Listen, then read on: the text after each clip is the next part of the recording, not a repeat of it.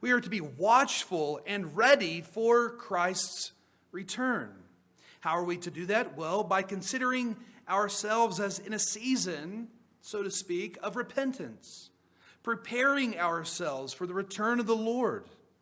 Beloved, too many times we think about this life as if it's all about us.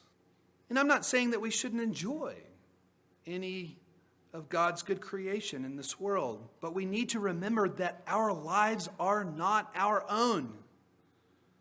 We have been bought with a price, the precious blood of the Lamb. And with our lives, we need to be preparing ourselves by the power of the Holy Spirit for lives of holiness and godliness in expectation of the return of Christ.